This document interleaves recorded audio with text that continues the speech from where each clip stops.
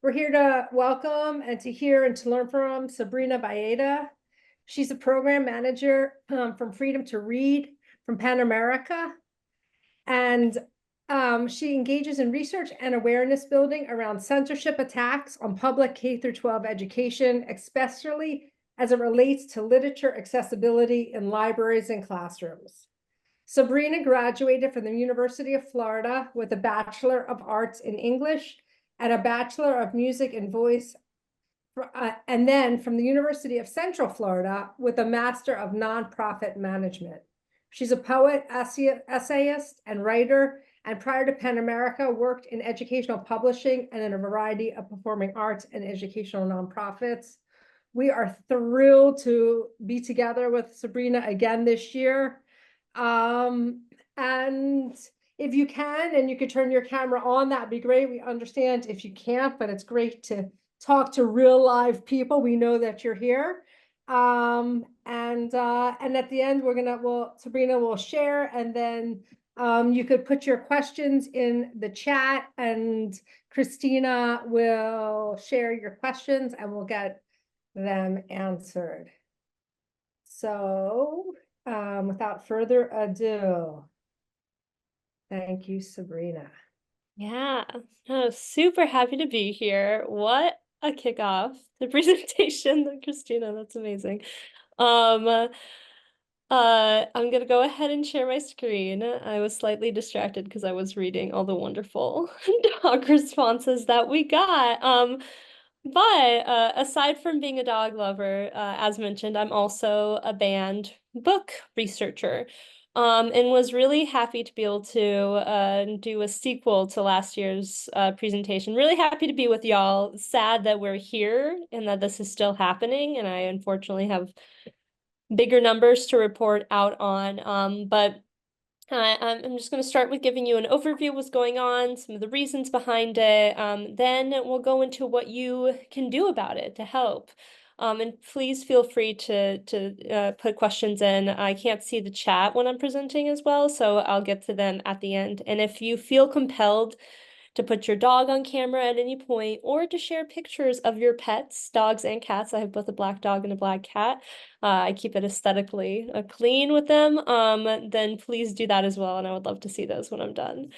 But first, just a little bit about PEN America. We have a really punny name, PEN America, because what we do as an organization is we stand at the intersection of literature and human rights, protecting free expression. We do this both in the United States, but also abroad. Really what we're trying to do is champion the word. We're trying to both get people to be able to freely write, and then also have people freely read that writing. And this is a nonpartisan goal for us. This is, a lot of what I'm going to be talking about, we know is has been heightened by one political party, but really free expression and the idea of open shelves is a nonpartisan, truly American First Amendment idea. So what does the Freedom to Read program do? So I'm part of the Freedom to Read program. I colloquially call us the book ban team because we look at censorship in K through 12 public education, and that's been book bans the last 3 years, which is when we were formed, basically an answer to these book bans. We come out with reports twice a year. You are the first audience I'm presenting some of this new information to, which is really exciting for me because we just came out with a memo yesterday highlighting preliminary figures. And then if you hear me talk today and are super interested in what's happening, which hopefully you will want to keep an ear out on what's happening, end of October, we're going to have our final numbers, and then November, December is when our full report is going to come out, and we're going to say what's happening in the 23-24, what happened in the 23-24 school year. And if you're wondering, we've already started the 24-25 school year. How are you just now going to report out on what's happening? Well, I'll get to that. I'll get to the reason behind that. that unfortunately has included a lot more bans. But other things we do are support advocates across the country. We build public awareness. What I'm doing right now when talking to you guys is both of those things. It's supporting advocates and building awareness across the country of these censorship attacks. And we also advocate against censorship cases and targeted campaigns. So if we need to, there's a certain district with someone, we can send an author over there and say, hey, my book is on the banned book list. Here's all the reasons why we should have open access to shelves and students need these books. So just to give you a quick overview. So if you are new here, welcome. A lot of people are. There are so many issues to focus on. And you may be wondering, okay, what exactly is a book ban? What is a school book ban, which is what I'm going to be referencing throughout this presentation, because book bans it's kind of a contentious term and it can mean a lot of things. And there are a lot of different organizations who do this tracking and they have different definitions of what a ban is. So for us in looking at this as a free expression organization is we wanted to take a broad approach and we were like, okay, for us, a ban is any book that was previously accessible in some way and that access has been restricted or diminished. And that the reason, that diminished access happened was because of the content of the material. So it's not just a book got lost or a book was weeded in a natural process in a library. It was basically targeted for that content. And it was available in some way, and now it's been restricted or completely removed for some period of time. We have a public index where we have a ban status and we have the date, so we can still track and say, hey, this is a complete removal, this was a restriction, but all of that counts as bans. We also count unique titles. What that means is we're also looking at what books are being banned. So whether it's The Bluest Eye was banned, that's one unique title, but it might have been banned in 10 school districts, a lot more actually for The Bluest Eye, but in a lot of school districts, and that would count as several different ban cases. And one of the things that we really are highlighting in this next report is that it's a severe undercount. I actually have to have a lot of information as a researcher to be able to count something as a ban. I have to have the title, I have to have where it happened. It has to be publicly reported. So everything I gather is actually just from public documentation. So I say anybody could be doing this research. It just happens to be PEN America. I would love it if somebody else wanted to do this research. I could go take a nice beach vacation. And somebody else could be doing this instead. But no, we at the Freedom to Read team are proud to be able to do this work and give advocates these numbers. But it means that even if several copies of a book are pulled, that doesn't necessarily, we only count that as one. So it's a severe undercount of what's happening. We actually don't track libraries, public libraries, or what is really the greatest campaign for book censorship is in prisons and jails. So PEN America does have some reporting out on that, but these numbers don't even count those books. So the trends. In this 2023 to 2024 school year, we found 10,000 plus instances of books being banned. This is, and I say plus because this is a preliminary finding, we are still counting. I hinted at why this is coming later. It is because in this fancy little moving graph, that number has almost tripled from last year. My team, just a practical sense, has not tripled from last year.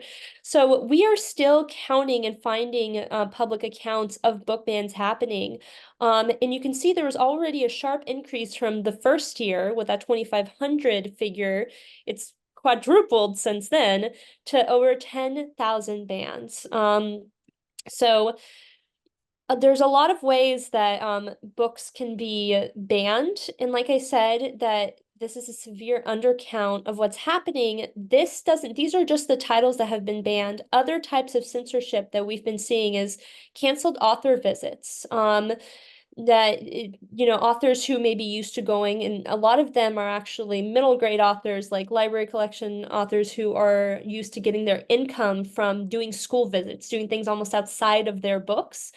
Those have largely disappeared. Schools are very intimidated and scared by who they invite. And I think at the university level, that is the same. Who you invite, who you decide to speak, that's become a really contentious issue. Library display censorship. This really started as a Hide the Pride campaign, which is exactly what it sounds like, is in June when libraries would put up pride displays. There started to be censorship against that, and both complaints, but also legislation that was cited as being against that. And that's extended to other different types of displays as well.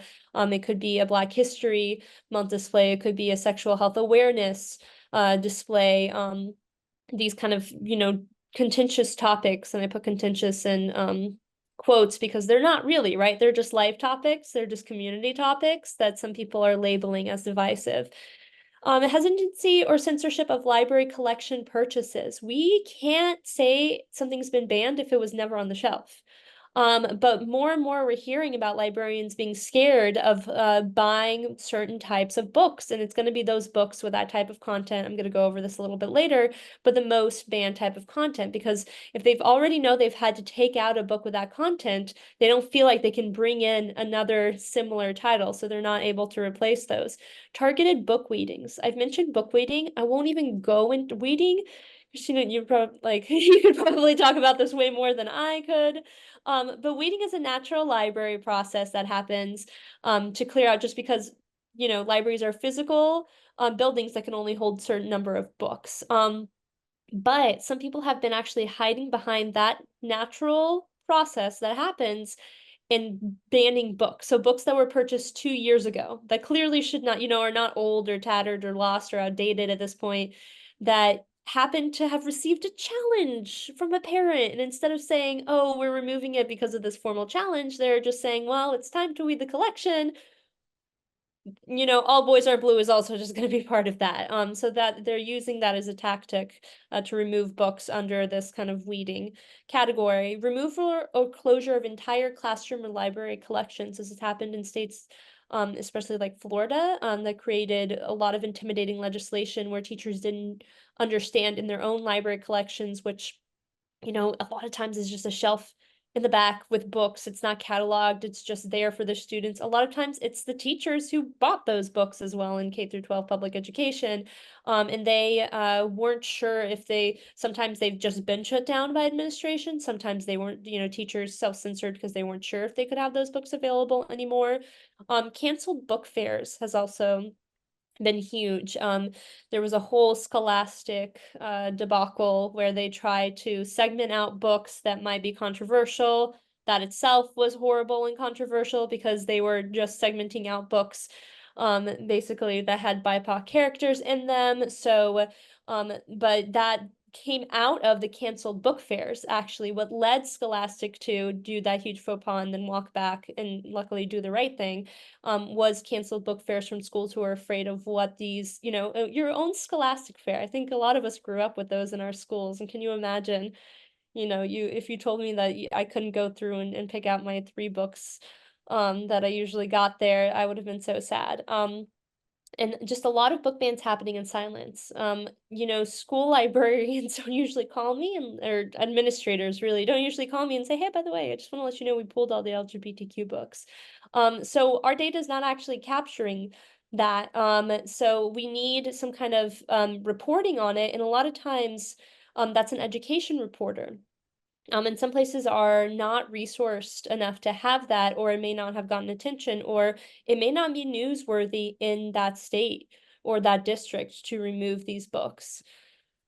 So, some examples of these is just a pause to the book fairs. We see it all over the country with Arkansas, South Carolina, Florida, and Manatee. And we've seen a lot of different studies now showing we knew actually this was happening about a year and a half ago, but it took us a while to be able to prove it because there wasn't enough evidence. Yeah, we were waiting almost for the cancellations to happen to be able to compile it. So you see that canceled author visits article. So where are the bans happening?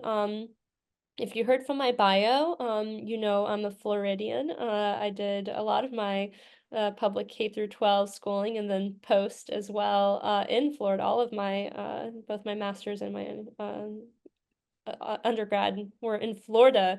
But it's happening everywhere. We hear about this as a Florida problem, but it really is happening everywhere. I'll speak to now the numbers of the first 2 years, just because, like I said, we're still compiling numbers for this latest school year. But there were just in the fall, just in one semester, there were 52 school districts in 23 states. Overall, I don't have this up here, but 42 states and counting have had book bans happen within the last 3 years, which is a huge majority of the states. And like I said, we're still counting. I think that number is probably going to go up into the mid or high 40s by the time we're done. And it's happening in red and blue states and red and blue counties as well. And one of the things to note, though, in all these scary numbers here that I'm showing is that most Americans are against book banning on both sides of the aisle. So, it leads to the question of why this is happening. And the two kind of biggest reasons, but the big reason this year, the two reasons are advocacy group. I call them advocacy groups, but they're actually advocating for book bans, intimidating school districts, and legislation. And the thing about legislation is that's coming from the top down. That is affecting everyone in the entire state.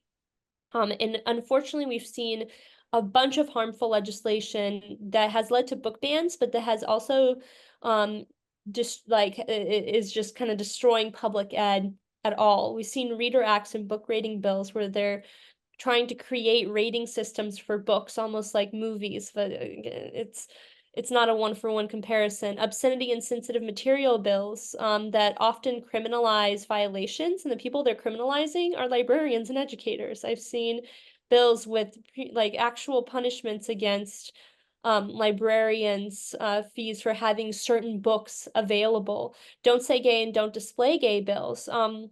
One of the things I hear a lot, and I should throw in the divisive concepts bans, is that one of the things I hear a lot is like, oh, well, that bill isn't saying exactly, that it's going to be anti this or anti that, but we see it creep up. Like it starts with the obscenity bills where it's like, okay, we can't have this inappropriate content. And then they get a little more bold and they say, well, no gender identity anything. And they say anti-CRT at first, but then they're saying, actually, we can't have any child feel uncomfortable about the history of America. So basically you can't mention you can't mention the race and racism and structural racism overall. So these have and these bills kind of like have become copycats of each other, where one state adopts them, like a Florida, and then other states start adopting them as well. Red Scare bills. There's been a huge anti-communist, like that's been a lot in the laws, is like no communist concepts. I'm like convinced they just went back to the Red Scare and just start copying language and maybe forgot to take out that, like, not really. It's because it is a shutdown of ideas, but in the midst of kind of the current climate, it's almost, I see some of those and it seems almost silly, but it's actually really, really scary that they're slowly shutting down also political like concepts in addition to these other ones that receive a little bit more attention. And then statewide bans. We had our first statewide, we call it the no read list. Utah banned 13 books statewide. That's not even included in my next year's index. That's going to be like 24, 25. Can you imagine? I have to count 13 books in every single school district in Utah. And that's just the ones that kind of have like more direct pathways towards banning. There are other ones that still make it easier to challenge and ban books. So it really is bad legislation wise there. And this is, yes, in Florida and Iowa are actually two huge states and the ones who make up the large majority of our index sticks next year. But this is still Utah, South Carolina, Tennessee. We've seen some anti book banning legislation, yay, which is good as well, but we've still seen so much more legislation that actually causes book banning. So, and really, these are oftentimes vague and confusing. They'll just throw out general language or they'll throw out directives and not have any way, not offer any support for how schools can implement this or how they should interpret it. So it'll say something like, they can't have anything about gender fluidity. They don't define gender fluidity. They don't say if they're asked, does that mean all LGBTQ materials? They don't answer that question. You know, if it's saying it can't anti-CRT, um, excuse me, I mentioned at the beginning of the call, but I am a little sick, so if I take water or cough, I apologize for everyone's ears. But if it's an anti-CRT law, well, is there CRT in public educate K through 12 public education as it is? You know, it leaves kind of these question marks that are unanswered, and it puts schools in the position of an intimidation where they don't know if they're going to go against legislation by keeping materials on shelves, especially since it seems like they've made it clear what those materials are, even if they walk it back later. So the impact on schools. Um, Schools are already under-resourced, and understaffed, and this kind of manufactured moral panic, is costing a lot of money to be able to go through full library collections, and put, efforts into this.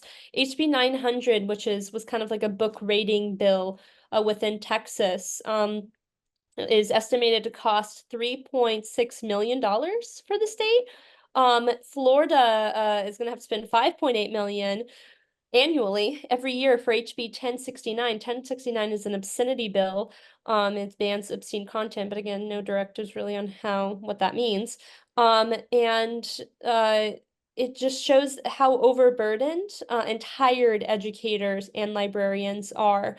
With many librarians considering leaving the profession altogether. I know of many librarians who have left the profession altogether. I know of many librarians who have actually decided to not retire and have to stay in their jobs because they've been told explicitly they will not be replaced because of this. And they don't know what their students will do without a librarian. So 65% said it's having a negative impact. I can't imagine how it wouldn't have a negative impact on their profession. And 72% indicate that restricting access to certain books decreases student engagement. So it doesn't benefit educators, it doesn't benefit librarians, it doesn't benefit students. And it really begs the question that maybe I won't be answering today, but you can think of yourself. Why is this happening? Who is it benefiting then? And I think that those two factors that are driving them, I would say, are the main benefiters, the main people benefiting from this. All right, so one of the questions I get a ton of is, okay, what's in the books? What salacious content are we seeing that is causing this uproar? And I have some different numbers for that. So this is going to be from 2021 to 2023. Like I said, we're still compiling our numbers for the last school year. But the main ones we're seeing are themes of instances of violence and physical abuse that include sexual assault. It's actually probably the biggest category in there. Characters of color are themes of race and racism. LGBTQ characters are themes. And then topics of health and well-being for students includes sexual health. That's been a huge cross-section, especially this year. And then also sexual experiences between characters. We've seen that that category, I mean, that 27% category grow a ton. And then themes of grief and death. They call these divisive concepts. They call these difficult concepts. I do want to just take out two of these right now, which is characters of color or themes of race and racism, and LGBTQ plus characters or themes, because this has to do with identity and marginalization. And a lot of people, I can prove it with the numbers, but I can also prove that I look at the challenge forms, which basically is is where somebody writes down their reason for banning, for wanting a book to be banned.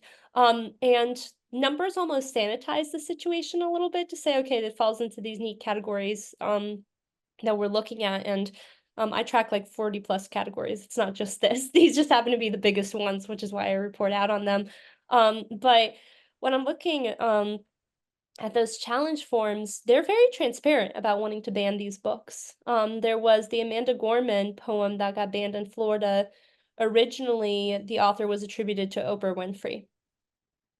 Should that challenge form have been accepted? Because clearly not a lot of effort was put into it, as well as being, racist itself. For LGBTQ, they'll say directly, you know, it's against nature for these two penguins who are male to raise an egg together. I'm referencing In Tango Makes Three, a picture book. Is that obscene content? Should we be should we be taking that seriously? It's also not against nature, it's a real story, that happened, in a zoo. So it's like the validity of these also has to be, questioned, but it really is the vitriol is that ugly, and I think that's important that we not let the number sanitize it too much. And what I kind of already pointed at, is especially when they're attacking LGBTQ plus topics, and within that, especially trans identities, is they're weaponizing obscenity law to label anything as gay or trans as representing something obscene or overly sexual, including the two gay penguins. They also focus on themes of race and racism in books with people characters of color, and a lot of they're using kind of like this weird, like, they try to do this hidden language of calling it critical race theory, calling it woke.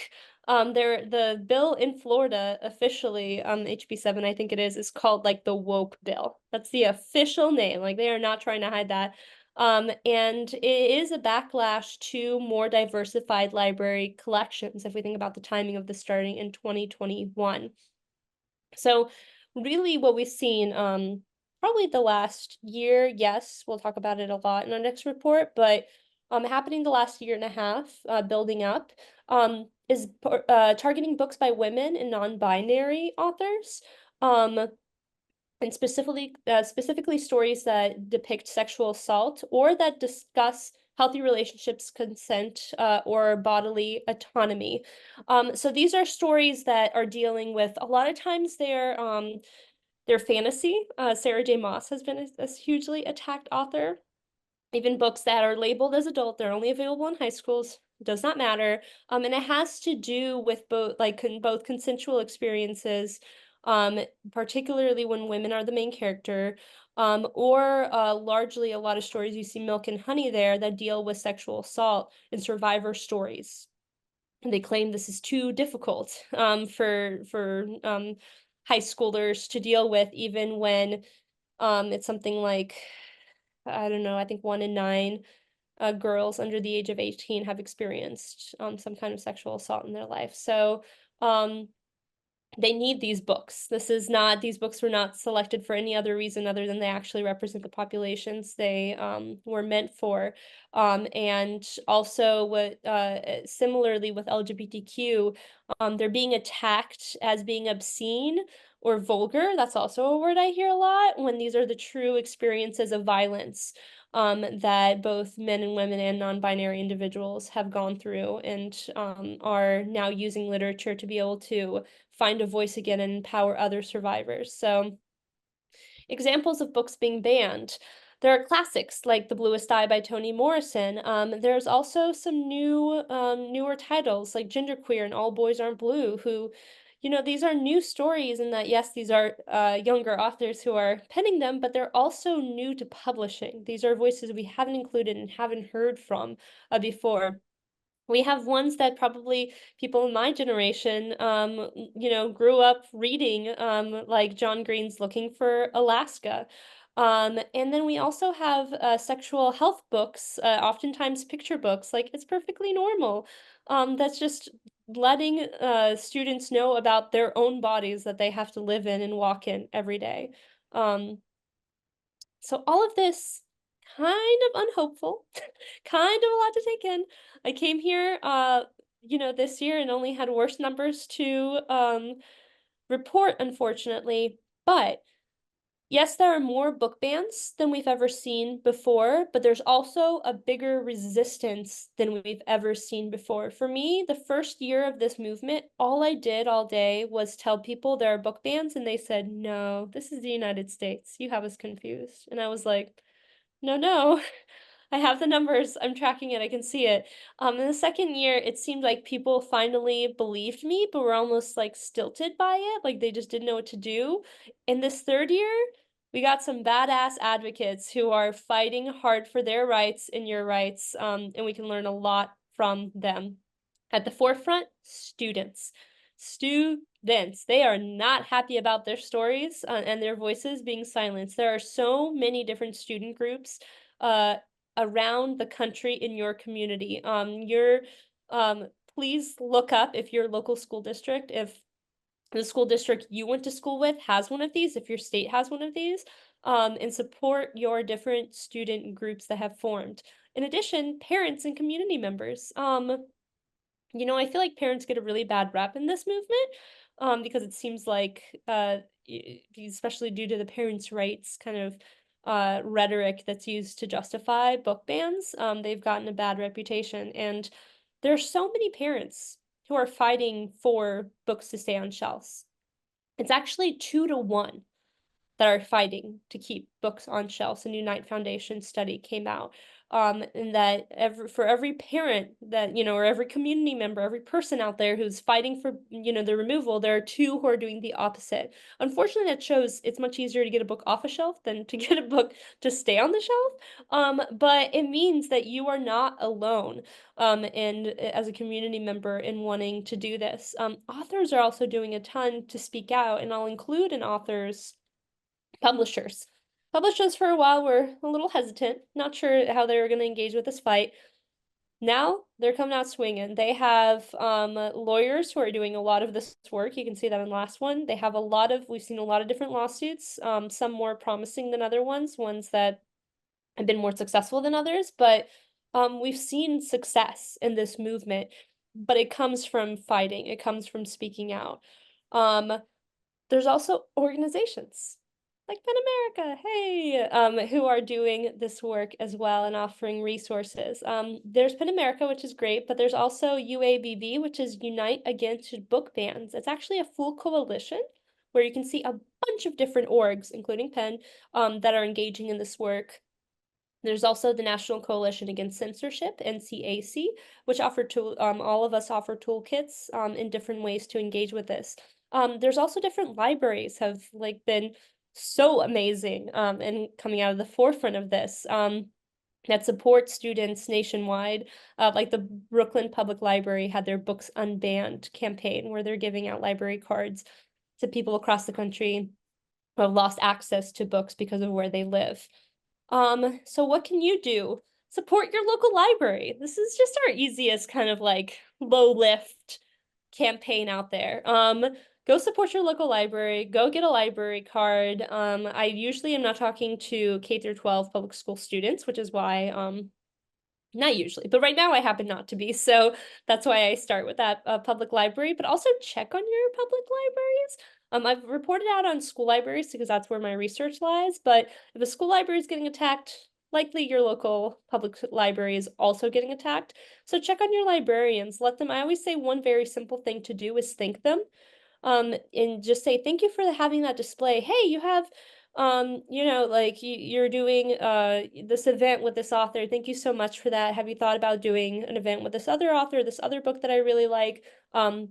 Engage with it, because when they get attacks, then they can say, okay, I got a complaint for that, but 3 people came in and already thanked me for having that available. So please give them give them that kudos, give them that affirmation, but give them that ammo also to use in case they get attacked. Support student organizations. Look local first, but there's also a lot of different student organizations across the country. There's one called SEAT in Texas, SEAT. There's another one called DAYLO, DAYLO. They all do wonderful work and support different advocacy organizations as well. Again, go local first, look in your state, but Florida Freedom to Read Project is one in Florida that's really wonderful. And then Texas Freedom to Read Project, their sister org, also does wonderful work in Texas. If you feel compelled to, speak at a school board meeting. This is a really important one. This is not one that everyone should do. if you're not a public speaker, if you would rather crawl into a hole and die than have to do this, write them a letter. Like, write them a really great letter that you can email them, or call them up on the phone, or, you know, do like, go think, like, if you're somebody with students in the public school system, go think all the all the teachers they have. There's other ways you can do this. But it is really impactful to have people show up. You can also show up and not speak. People have staged read-ins, which is really fun, where they just wear like band book merch, kind of like Dana has on today. Yeah, look at that. Band book merch, and they just read banned books in the background, ones with covers that are probably recognizable, and that's their way of being able to show support without, you know, having to speak. Sometimes too, the speaking can be a little tricky. Sometimes you don't get the time or the signups, or they've changed the policy. So having other avenues to be able to show your support is a great way to stay engaged. And then just keep in touch with your, you know, organizations that are reporting out on this. Penn is one of them, National Coalition Against Censorship, American Library Association. They just came out with a report as well. Organizations that are fighting against this. But if you're if you're experiencing bans as well, you can report them to organizations like Penn, make my job easier, and report them to us so we know that they're happening.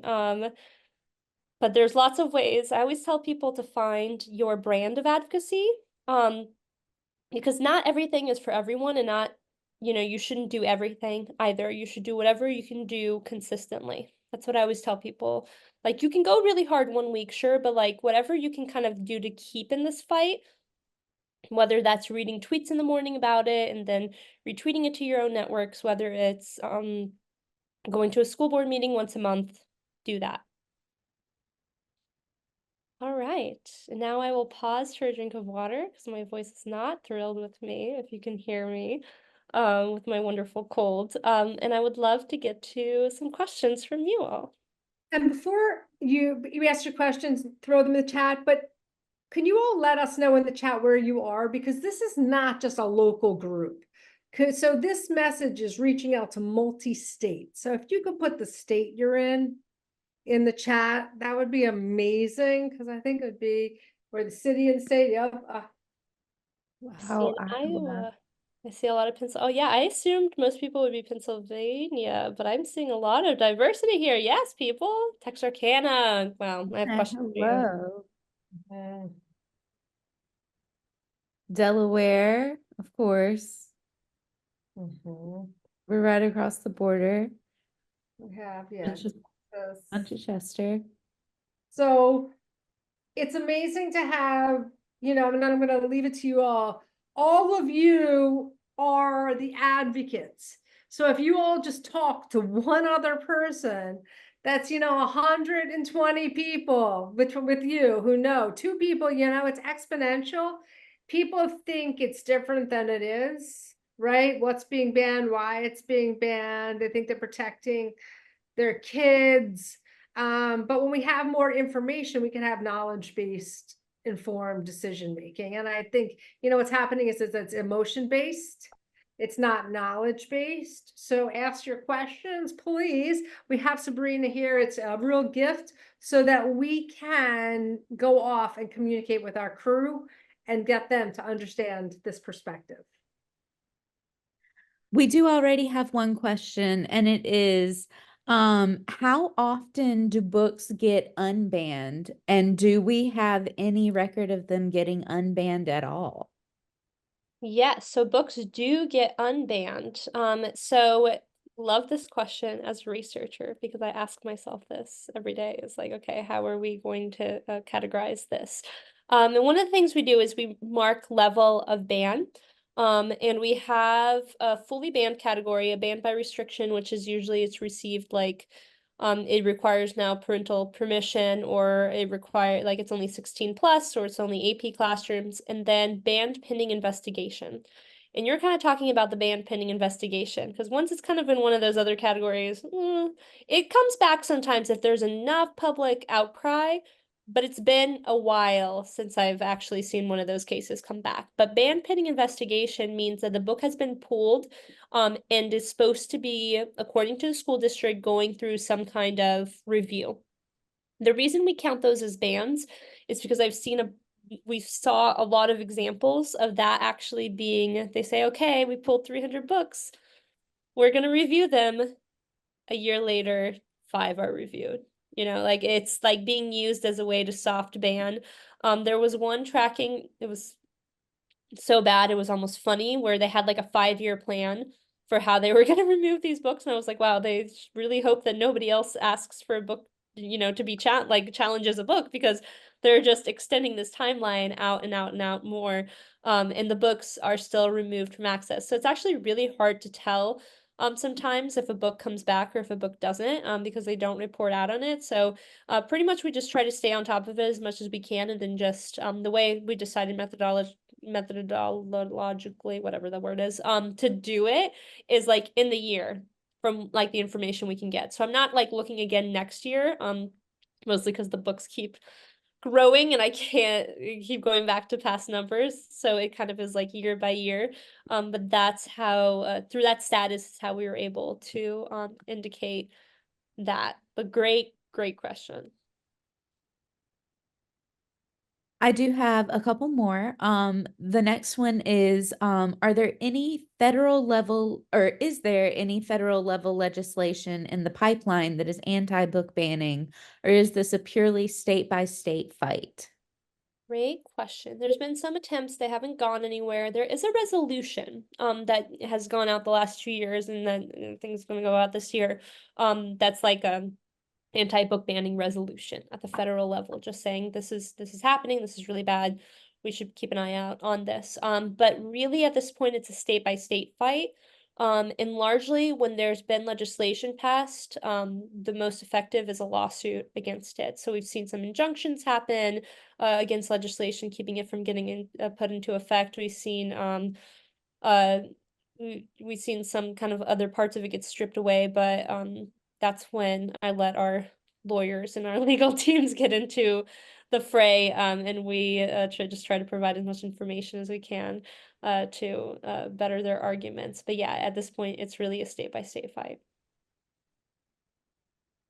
Yeah. The next one I actually have a little bit of insight on. It's, can you give some examples of the tried and true books that are being banned? An example, Anne Frank or Ruby Bridges, etc. And I do have the ALA top 10 most challenged books. So I'm dropping that link in the chat right now. So the ALA is American Library Association. They also do their own tracking of book bans and book challenges. And this is what they have listed as their top 10 books that have been banned in 2023. And yes, we'll be coming out with a list of that as well. I will say that we've seen a lot of kind of tried and true, almost like classics of American literature be banned this year. Dracula by Bram Stoker is one of them, which I just recently read that through like an online thing where they like sent me entries every day for a while. And James Baldwin was added. Might have had one, but some new titles got added. Toni Morrison has always been on the list. So and yeah, I think you pointed to Anne Frank. I mean, you could call some modern American classics like Handmaid's Tale has forever been part of that list. So it is The Kite Runner is also one that's been on like school lists for like about 15 years. Um yeah, so those are some of them. But if you look in the memo, we have a list of kind of new ones as well. That have been added. The next question is, are there ways to provide equitable access to diverse literature, even in areas where book bans are prevalent? Love this question. Yes, through your public libraries, which is one of the reasons I'm like, go to your public libraries, because they said that, it's only schools, it's about the age appropriate content. Nuh-uh. Once they get the school library, then they go for the public library. So go and make sure books are accessible in your public library. Little Free Library, if you happen to have those around your community, actually put out a map showing both an overlay of ALA and PEN America data. I helped see it, which is why I was very excited about my data being used for this. That shows the areas with the most book bans and where there are little free libraries in those areas. So you can actually, their whole campaign this month is go stock your little free libraries with banned books. So I actually have the 1619 project that I'm going to go put out this week in the little free library in my area. So I really strongly suggest you do the same. So that's kind of a small scale way of doing that. But making sure those books are available in your public library, if you can't, affect the school library, is a great way to still make sure that people have access to this. There's also, like I mentioned, the Brooklyn Library has their books unbanned library cards. So there's also a lot of efforts, and they're not the only ones. Like California, I think San Francisco has done that as well. There's a bunch of different library systems that are doing that. So making people aware of that as well.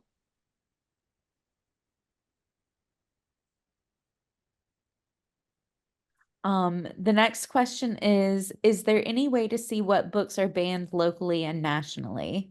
Yes. PEN America Index of Book Bans. It's on our website if you just look at the book bans section. We actually publish our index is public.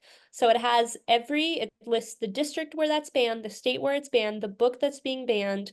It has it now for 21 to 22 school year, and then 22 to 23 school year, and then at the end of October, our 23 to 24 school year will be coming out. Wow. Yeah. It's a lot. And if anybody wants to make me a pretty map of that, like the Little Free Library one, the Little Free Library is another great place. That map would be a great place to look for that. But if anybody wants to code that for me, that would be amazing. Maybe I'll talk to Little Free Library, get them to do it. The next question is, wouldn't book ban be unconstitutional? Sorry, wouldn't book banning be unconstitutional due to the First Amendment? You would think. You would think.